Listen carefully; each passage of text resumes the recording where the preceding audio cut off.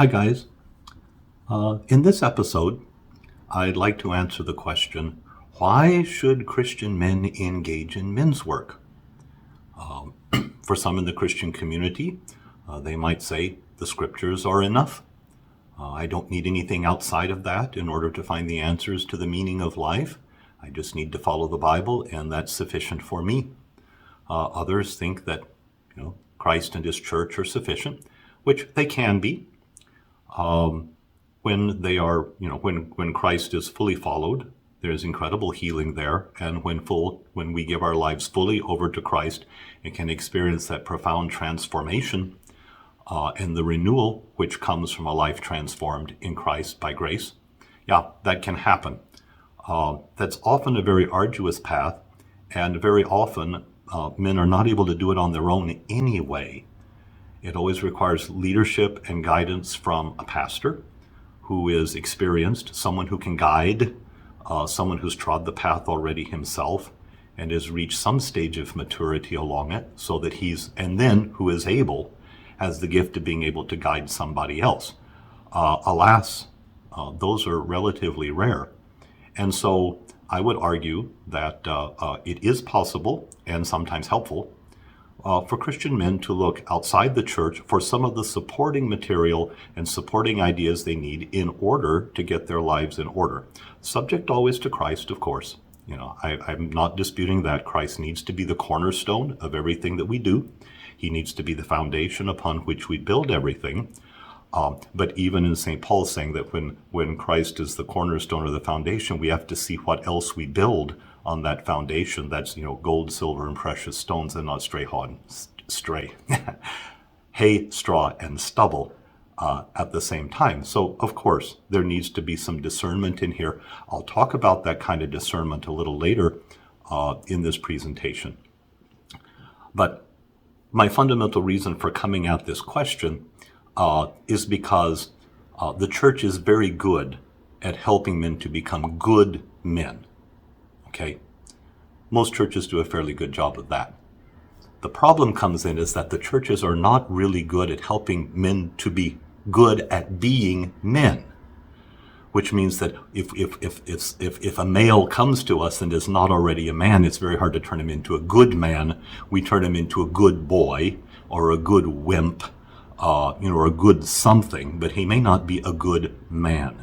And so for what I'm suggesting here is that there are some additional resources we can use to help men to become better at being men, so that then they can give a more mature life over to Christ and to live it in a fuller way. What's the kind of thing I'm talking about? I mean, it's nothing new under the sun.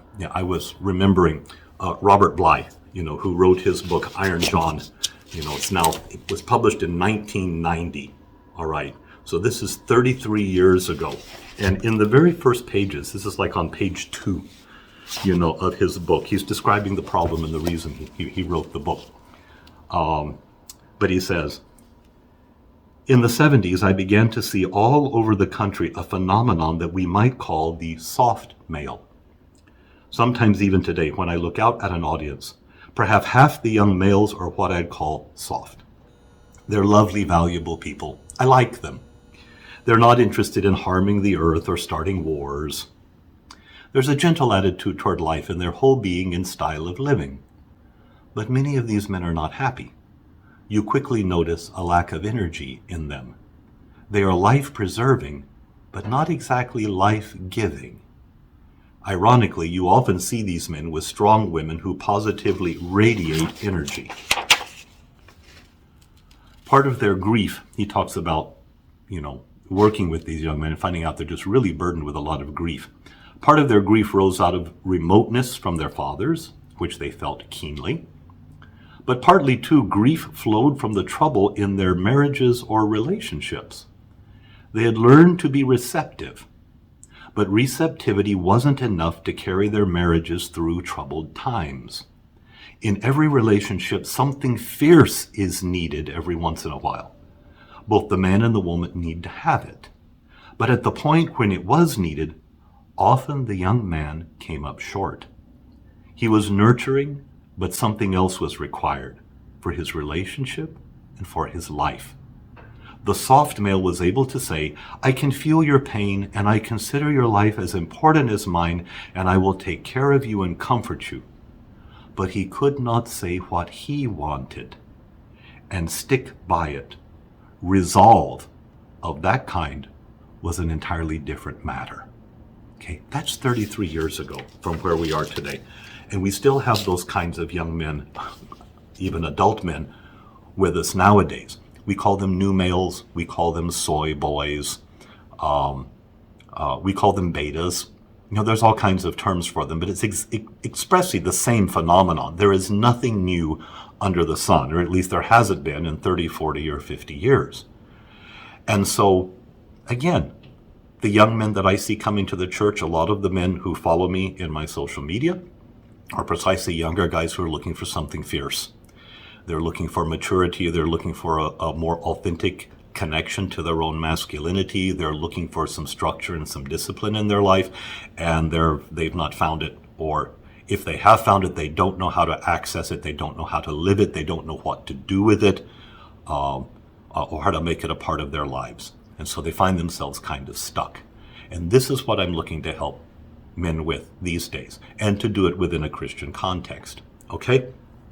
So they are Christians are very often good men, but they're not always good at being men. And churches full of wimps, I've seen some of those, and it's not the most inspiring group of guys to be around. All right? The resources are out there, which I'd like to suggest. In classical antiquity, in the Christian tradition, as well as in modern psychological practice, as well as in the insights and the developed and refined practices of the men's movement. They're all there. They can all be brought together and integrated in a way that we can use all of the available resources that we have in order to help men to improve their lives and to live optimally. Okay. Again, if some think, oh, but that's secular and I'm not really comfortable with that, there is even a couple of answers in the Christian tradition to help with that. St. Basil the Great, for example, in the 4th century, middle of the 4th century, so we're talking 350, 360 AD here. By this time, the Roman Empire had become overwhelmingly Christian. Most people had converted in the last 50, 60 years, so a couple or three generations. There had been overwhelming numbers of conversions. Paganism had collapsed without imperial support, and people came to the churches in droves.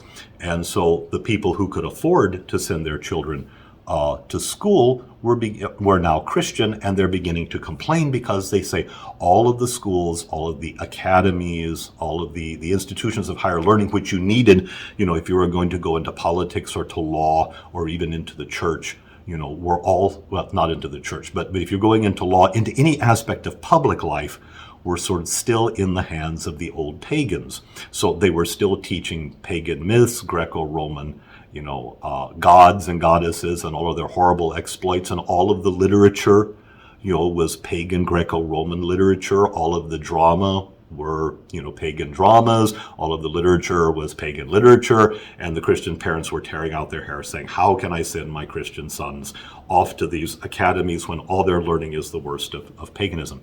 And St. Basil the Great said, okay, look, there is a need, and until the church and the Christian community can provide good examples of writing and literature and drama and oratory and letter writing and all the things that a young man needed for government service and in order to move ahead in life, we're stuck with these schools. So what do we do with them then? And he said, and he wrote this little book called On the Education of the Young. You can find it online. I think there's a couple of poor translations of it. It's not his most popular work, but it is, you can find it online, On the Education of the Young. And in that little book, what he pretty much recommends to Christian parents is that they tell their children that they need to act like bees. Okay? Bees go from flower to flower, collecting the nectar in order to make their honey. They take what is good from this one, they take what's good from that one, and they leave the rest. And that's probably about the best advice, that I can give, if we're going to look outside of Christ and his church for additional help in becoming the best men that we can be. Look and see what's available out there. There's some extraordinarily good resources in the men's self-development arena that are out there, men with extraordinarily good experience and broad knowledge who can be genuinely helpful. Just go to it with a bit of a critical eye and with a bit of discernment. See what's there that's useful to you. Take what's good and useful, check it against, the gospel of Christ, and then leave the rest of it alone. If we do this, we can get the best of everything that's available to us and not restrict ourselves in any way. All right. And I think it's easier for us to do the kind of work that we want to do on ourselves if we're willing to go to those resources and just do it with a bit of criticism. Okay. If we do that, by and large, we'll be okay. If we got questions, take it to your pastor. Take it to a trusted friend. Check it out against the gospel and see if it holds water or if it doesn't. And, I trust you. You can be mature enough to do something like this and to derive benefit from it. So that's my apology for why it is that Christian men can look to other sources in the men's self-development arena for help in becoming good at being men. Okay? Again, the church is our best option for becoming good men, but we need to be men before we can be good. And for a lot of us, that's where the struggle begins. And so let's lay a good foundation with ourselves, with the best information and help that we can, so that we can build a better edifice for Christ.